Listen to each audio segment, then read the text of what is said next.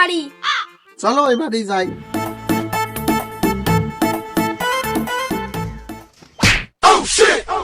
আসসালামু আলাইকুম। ওয়ালাইকুম আসসালাম। ভাই এবার কি কুরবানি দিচ্ছেন? হুজুর, এই যে এই জিনিসের কুরবানি দিচ্ছে। ভাই এই ছাগলের চামড়া কি করবেন? ওই 1-150 টাকায় বেচে দেবো না। ভাই 1-150 টাকা পয়সাইতে 1-1.5 কোটি নেকি পাওয়া ভালো না? হ্যাঁ তা তো বটে, নাকি তো দরকারই।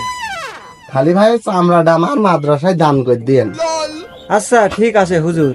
আর ভাই ওই ছাগলের ঠ্যাং আর ওই যে মাথা কি করেন? কি আর করব, আমরাই খাই। ভাই আমরা ওই সারাদিন রোদের ভিতর এই বাড়ি সেই বাড়ি ঘুরি ঘুরি বেড়াই, তো যদি আমারে দিতেন তাহলে আমারেও একটু শরীরটা সুস্থ থাকে। ঠিক আছে ভাই, দিলাম। বলছি ভাই আল্লাহ পাক যে সুন্দর চেহারা সিরত দিয়েছে আপনার, তাতে তো মনে হয় না যে আপনি ওই ভুড়ি টুড়ি খান। হ্যাঁ হুজুর, তা তো আল্লাহ পাক দেশে। ওই যে আমার বড় হুজুর আবার এটা খুব পছন্দ করে, যদি দিতেন। আচ্ছা ঠিক আছে, দিলাম। আর ভাই ওই যে ছোট্ট একটা অনুরোধ ছিল। বলেন হুজুর, কি অনুরোধ? এতক্ষণ যখন শুনছি, এটাও বলেন। ওই যদি একটু রানের মাংসটা দিতেন, আমার মাদ্রাসার ছেলে ফেলে একটু শিক কাবাব বানায় খাইতো।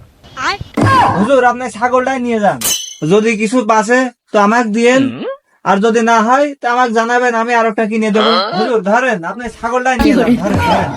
আর না না ভাই, হ্যাঁ, হ্যাঁ, না ভাই থাক, আপনার কাছে রাখেন। ওই একটু দিলেই হন, সামান্য, আমার তো বেশি আবদার নয়, একটু দিলেই হন। এই চলো চলো। আসসালামু আলাইকুম। আহা, আমি পারি না আর পারি না।